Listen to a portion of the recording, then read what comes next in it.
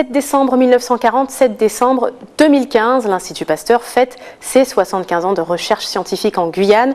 Pour l'occasion, les salariés ont soufflé hier les bougies de l'établissement qui connaît un rayonnement de plus en plus international grâce notamment à l'ensemble des recherches qu'il a produit cette année. Véritable laboratoire à ciel ouvert, notre faune et notre flore ont permis à la science de progresser. Xavier-Paul Lepelletier a été ce matin à Avenue Pasteur pour rencontrer ses membres. Non pas une, mais bien 2 paires de gants, c'est le minimum nécessaire pour assurer la parfaite sécurité biologique des laboratoires de recherche du Vectopole de l'Institut Pasteur. Inauguré il y a déjà 1 an, ce nouveau bâtiment est le fleuron de l'établissement qui a fêté hier ses 75 années d'existence. Ici, on est à l'entrée du laboratoire de sécurité biologique du Vectopole. Donc, c'est un laboratoire de haute sécurité qui va nous permettre de travailler avec des organismes hautement pathogènes tels que, pour l'instant, les virus de la dengue ou le virus du chikungunya. Donc, c'est un laboratoire entièrement sécurisé. Si vous voulez, rien ne peut en ressortir. Hein, et à l'intérieur, notamment, on y fait des infections de moustiques. Si au cours de ces 3 quarts de siècle, l'Institut a toujours eu vocation à créer et à développer des traitements plus efficaces, l'établissement permet aussi d'analyser la santé de certains malades, notamment les personnes porteuses du VIH. Ça nous permet une prise en charge plus efficace du patient, sinon les prélèvements auraient dû être envoyés en métropole. Ce qui fait un retard pour le traitement des résultats et une plus grande fiabilité en fait. Pensionnaires les plus célèbres de l'avenue Pasteur, les singes Saïmiri ont été exploités pour la recherche d'un vaccin contre le paludisme jusqu'à ce que ces dernières soient arrêtées sans explication. Ayant bénéficié il y a 3 ans d'un large financement européen permettant désormais d'accueillir les scientifiques sur des périodes de recherche plus longues, l'Institut Pasteur de Guyane entend bien continuer à faire progresser la science. Avec l'urbanisation, vous savez que la forêt est détruite et l'homme est de plus en plus en contact avec des milieux auxquels on n'avait pas accès. Du coup, il y a des nouvelles maladies qui émergent et on cherche en fait la cause de ces maladies. Et dans deux types d'infections, on a découvert donc des virus qui en étaient responsables. Prochaine étape, accroître la collaboration internationale. Un appel à candidature a été lancé pour un contrat d'une durée de 5 ans portant sur l'entomologie médicale.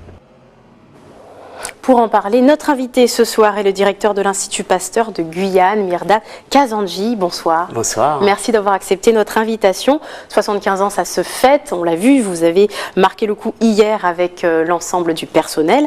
Revenons un petit peu sur les débuts de l'Institut Pasteur qui a permis à ses débuts l'expérimentation du traitement actuel contre la lèpre ou encore la production d'une douzaine de vaccins pour la population guyanaise. On parle bien du tout début, à l'époque de la guerre mondiale. L'établissement n'en a pas fini de faire des recherches. Que peut-on dire de l'évolution de l'établissement dans le temps? Très bien, je voudrais tout d'abord souhaiter bon anniversaire à tous les salariés de l'Institut Pasteur, mais pas uniquement à tous les Guyanais, parce que l'Institut Pasteur de la Guyane leur appartient.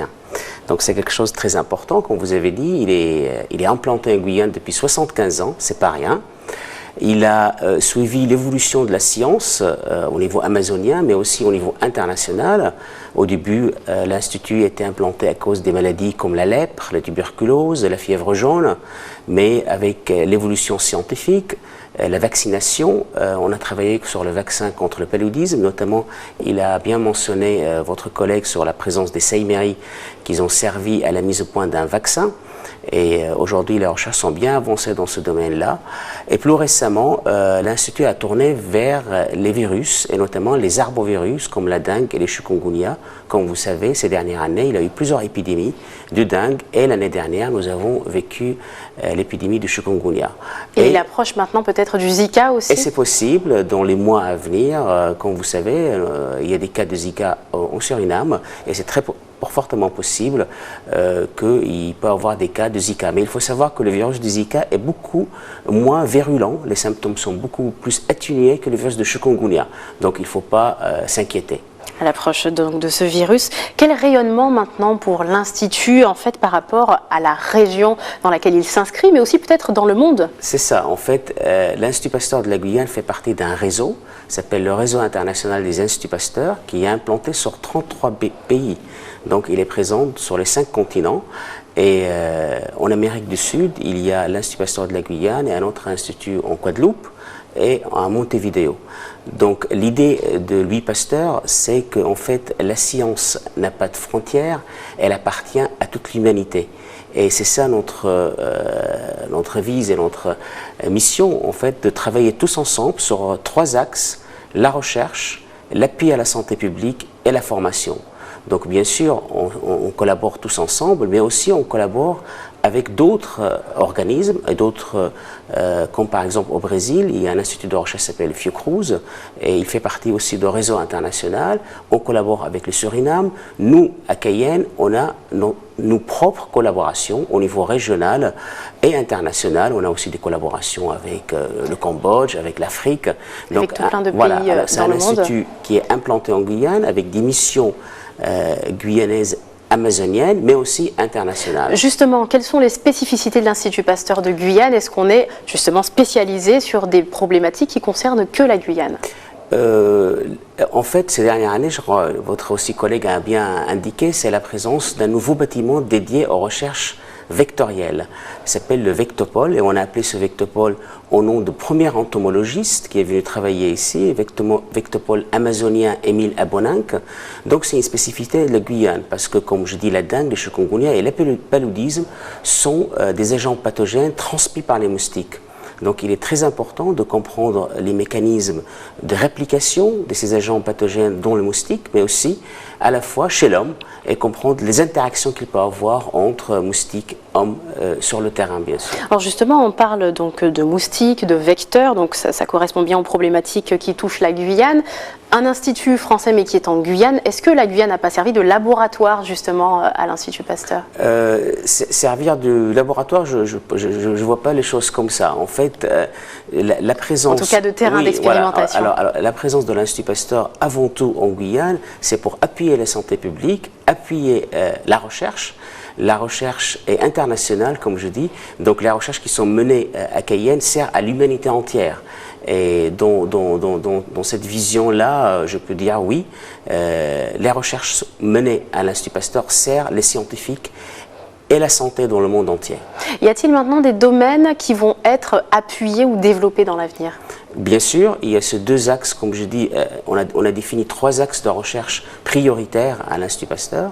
Un sur les maladies transmises par le moustique, à travers ce Vectopole amazonien. Deuxième axe, c'est sur les maladies zoonotiques, c'est-à-dire les maladies qui sont transmises des animaux à l'homme, comme par exemple la rage, c'est une maladie qui est très connue, et qui est transmise en Guyane par les chauves-souris, mais aussi par les chiens.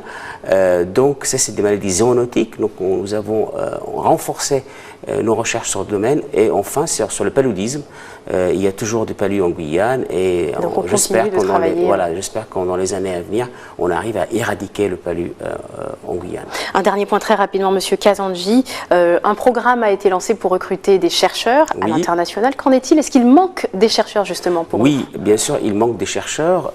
Et on est ravis aussi d'avoir l'université qui est à nos côtés, avec l'école doctorale, qui va former des chercheurs pour la recherche et à la recherche. Donc c'est quelque chose de très important. Nous avons plusieurs thésards aujourd'hui inscrits à l'université, mais aussi on a fait un appel d'offres international pour attirer des talents à un niveau international qui vient travailler dans nos structures qui sont aujourd'hui très modernes, et on espère sélectionner les meilleurs scientifiques dans le domaine de l'entomologie et venir travailler en Guyane. Pour que la mission de l'Institut Pasteur se poursuive, en tout cas on Exactement. l'espère. Merci beaucoup Monsieur Kazandji d'avoir répondu à ces quelques questions. Merci.